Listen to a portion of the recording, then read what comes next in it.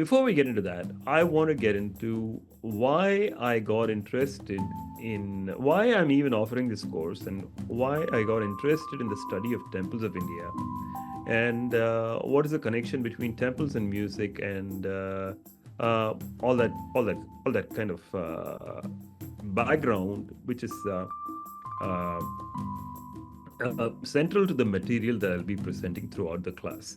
Okay, first, um, as a child, I lived in an area in Chennai which was home to a number of temples built during the British period.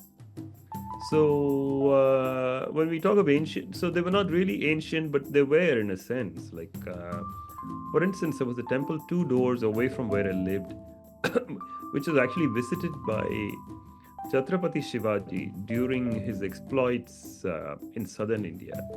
So he made a fleeting trip to Madras, which is pretty much uh, defined by Fort St. George at that point in time. He visited this Kali temple in that part of Madras, which now has been relocated and it's just two doors away from what used to be my grandmother's house. And that was part of my childhood. And I used to go there all the time. And what fascinated me about that, the reason I got to go there was, I mean, the elders in the family, my aunts, used to go there to other neighboring temples in the area, all within walking distance. And then temple, you used to hear the sound of the temple bells throughout the day, not throughout the day, during specified times during the day. And then it was almost like a call to come visit. And then there used to be colorful processions, parades, utsavams as they're called, which used to happen around the year. So that was the natural element, natural attraction to the temple. And then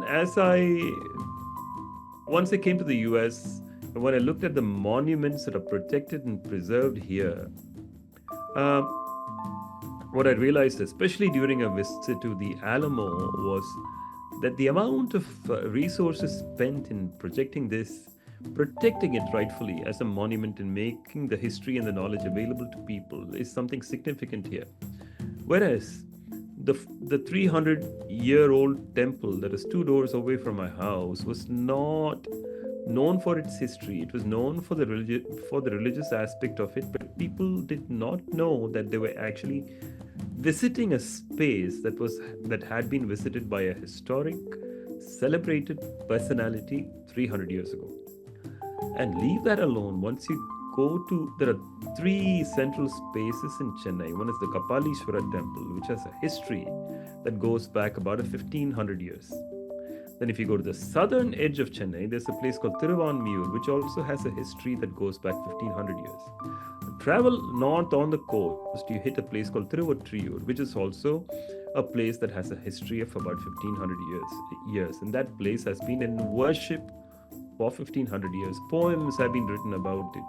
So why do we not know about all this? So this is what motivated me to start a website called templenet.com, which is a collection of essays on more than 1,000 temples from around India. We'll share the link for you. And that's how my research into temples started. And it was a long process at that point in time because you didn't have the internet the way it is now, the way we take for granted back in the 1990s.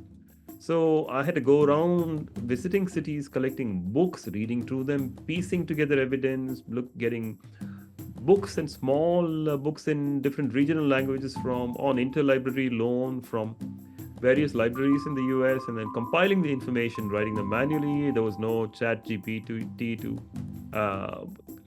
kind of integrate lines together or reword them or anything. Everything had to be done manually, but it was a thoroughly enjoyable process. And that is how I got into the history of temples, particularly from the standpoint of stories and legends that tie them together.